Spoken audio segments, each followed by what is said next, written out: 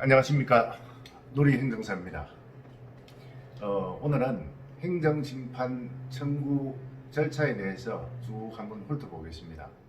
자, 먼저 행정심판은 민원, 행정소송 또는 재판과 다르게 행정기관이 한 행정처분에 대해서 불복하는 경우 이의를 제기할 수 있는 절차를 행정심판이라고 보고 있습니다. 자, 불복 절차는 민원을 제기한다든지 행정심판을 한다든지 행정소송을 한다든지 이 세 가지 경우가 있는데, 보통 일반적으로 행정심판은 결정의 권고 형식으로 내리는 민원에 비해서 행정기관을 구속하는 강력한 법적 효력이 있습니다.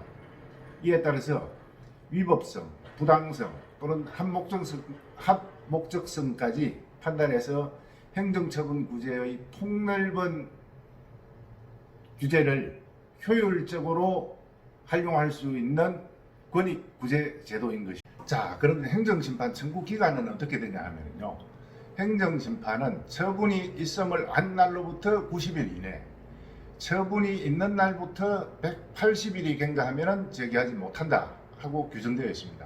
그래서 이 두 가지, 있음을 한 날로부터 90일, 있는 날로부터 180일이 경과하면은 기간 도과를 해서 각하사 행정심판의 장점은 행정청의 위법 부당한 처분에 대해서 권리 구제를 받을 수 있는 제도로서 아주 신속하고 간편하게 구제를 받을 수 있는 제도입니다. 비용은 무료입니다. 또 절차도 통상 2개월에서 3개월 안에 다 종료된다는 겁니다. 그래서 행정심판 전반에 대한 이론이나 법리적인 부분은 조금 이따가 천천히 설명드리도록 하겠습니다. 자, 행정심판은 중앙행정심판위원회가 있습니다. 중앙행정심판위원회가 있고, 그 다음 17개 시도의 각 행정심판위원회가 구성되어 있습니다. 또 고등검찰청 행정심판위원회, 지방교정청 행정심판위원회, 감사원 행정심판위원회, 쭉 종류는 많습니다. 그런데 우리가 흔히 가장 많이 하는 게 청소년 주류 제공 또는 노래방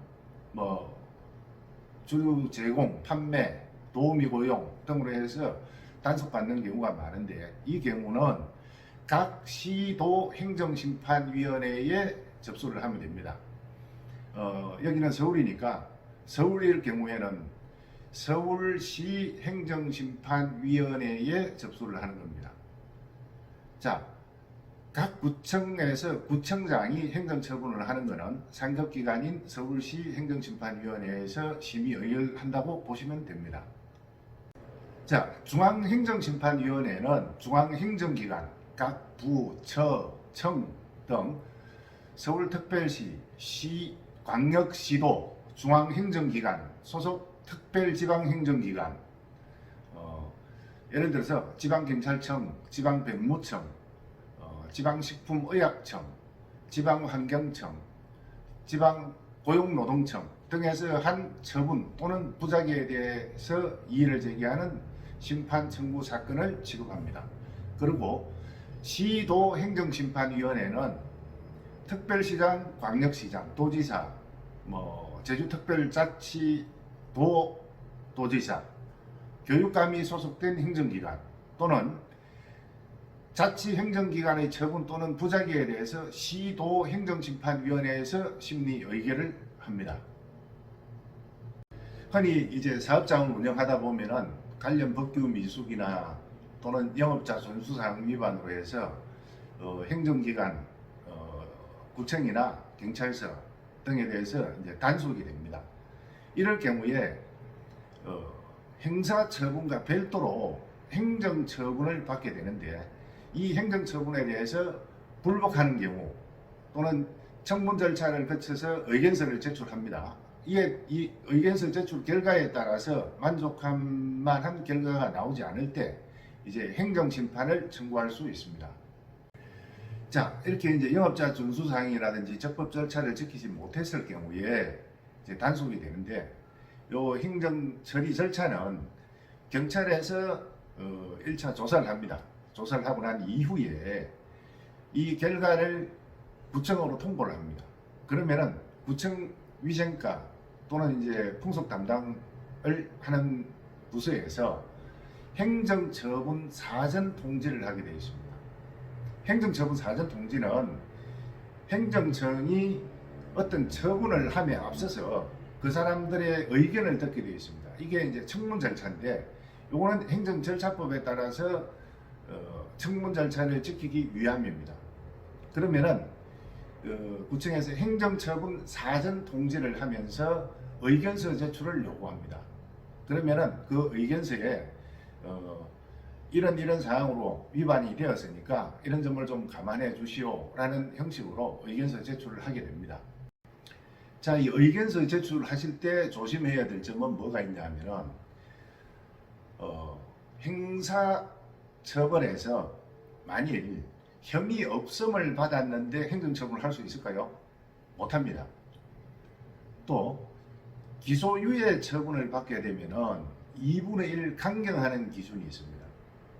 만일 이제 벌금이 나오면은 벌금 처분을 받는다면은 뭐 청소년 주루 제공 같은 경우에는 2개월 그대로 영업정지 처분이 들어가겠지만은 청소년 주루 제공을 했는데 고의성이 없었던 점 또는 단순 실수, 경미한 실수라고 보여졌을 경우에는 그 기소유예 처분을 합니다.